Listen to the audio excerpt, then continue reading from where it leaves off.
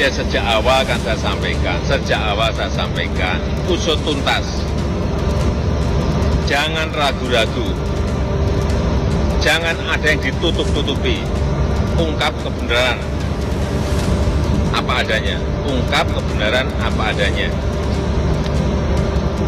sehingga jangan sampai menurunkan kepercayaan masyarakat terhadap Polri. Itu yang paling penting. Terhadap Polri apapun tetap harus kita jaga. Panggil tuh Kapolres pada tahun 2016 lalu. Panggil semua pejabat-pejabat, bupati, wali bupati, wakilnya, dan sebagainya pada tahun 2016 lalu. Emang mereka nggak terlibat? Makanya gok menyogok dari bandar itu ya kepada polisi-polisi itu, akhirnya anak jadi korban. Paham sampai di situ?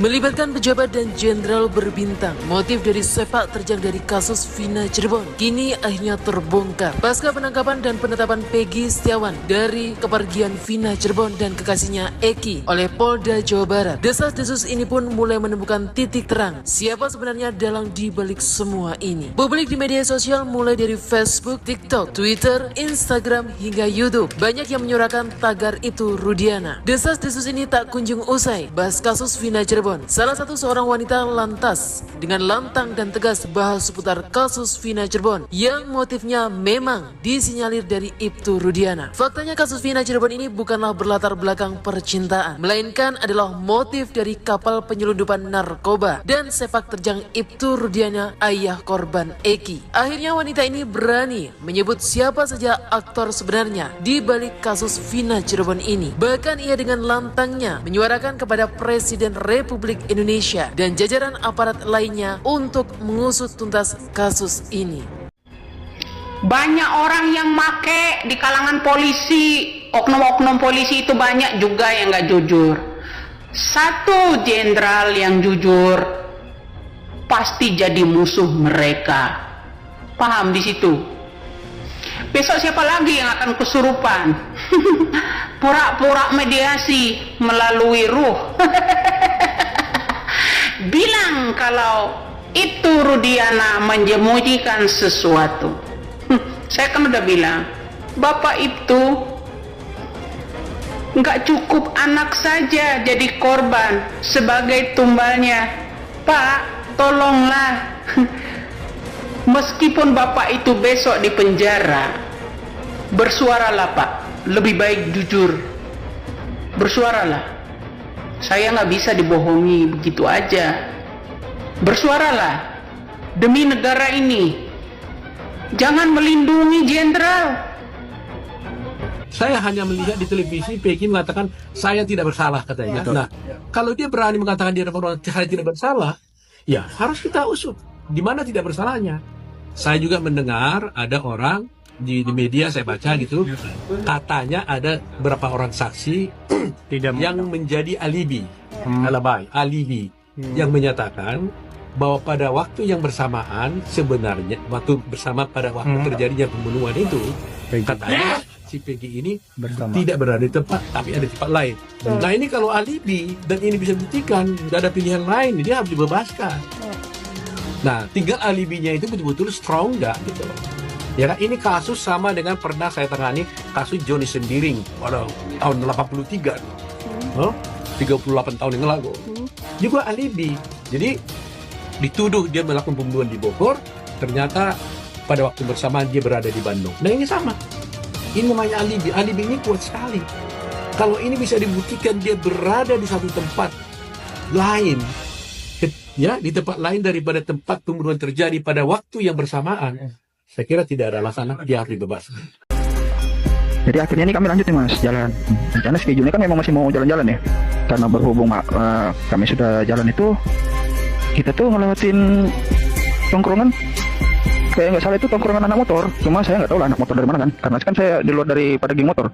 Tuh si Pina ngomong ke Linda, bilang Pina, nah kita pulang aja yuk. Udah mau malam juga sudah nih. Udah mau jam 11 dia bilang begitu. Ya akhirnya saya bilang, iya tuh Neng, kita pulang. Saya bilang begitu kan. Oh kita pulang.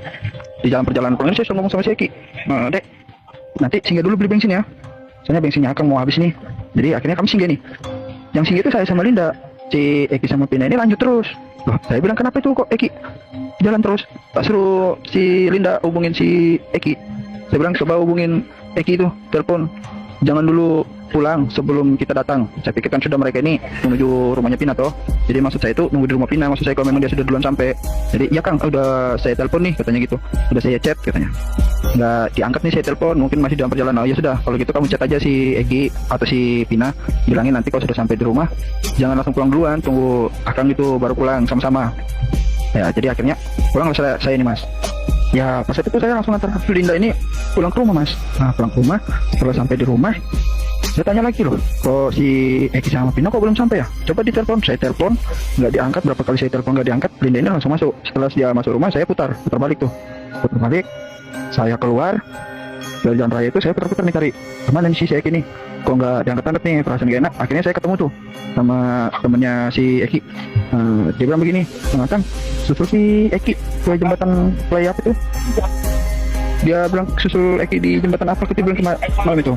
Dia bilang si Eki sama kawan-kawannya tuh mau berantem tuh, mau kasih pelajaran ke Eki tuh. Akhirnya saya nih panik kan, langsung lah saya ini langsung meluncur ke lokasi tuh. Sebelum sampai di jembatan tuh, saya itu melewati ini SMP 11.